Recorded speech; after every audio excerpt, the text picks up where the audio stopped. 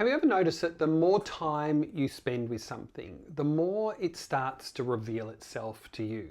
So say you listen to a piece of music once and you just hear the melody, and maybe the second time you pick up on the rhythm, but by the 10th time, maybe the 20th time, suddenly you hear a harmony that's tucked in under the surface, some kind of dissonant chord that actually wasn't dissonant at all, just misunderstood.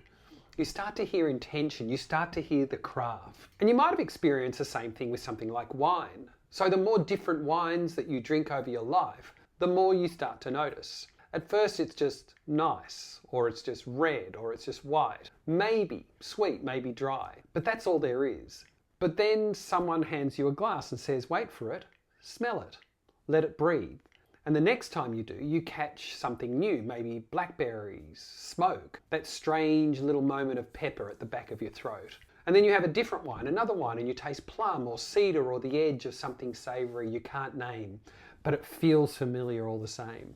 So it turns out those flavours were always there, you just didn't know how to notice them yet. You were drinking for refreshment, for the social occasion, but now you're noticing detail. You're noticing nuance. And that shift from the surface to the subtle, that's not just about wine. That is how expertise works. That's what science is. It's not magic. It's not some ivory tower thing. It's just time.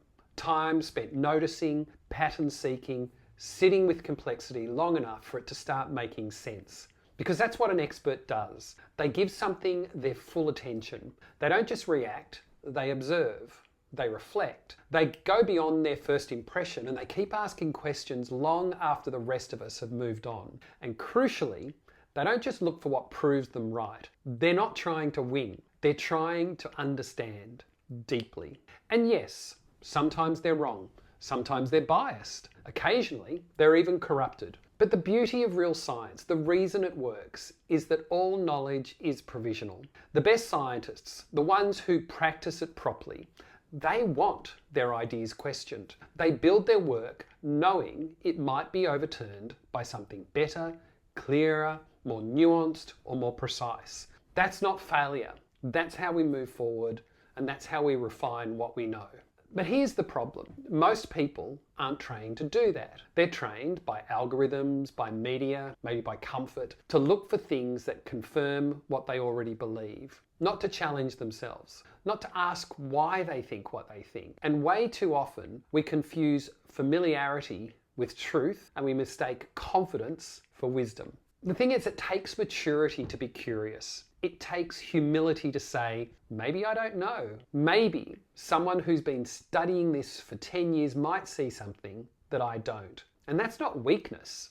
That's strength. That's how you learn. And you know, we're in real trouble as a species if we decide that the only truths worth believing are the ones we can see with our own eyes, or the ones that we can understand in under a minute. So if you won't trust a climate model because you couldn't build one yourself, if you think a vaccine is suspect because you can't explain how it works, that's not skepticism, that's arrogance masquerading as common sense. Because belief in things beyond ourselves, things that took someone else years to study, test and refine, that's the foundation of civilization, or at least of a mature civilization.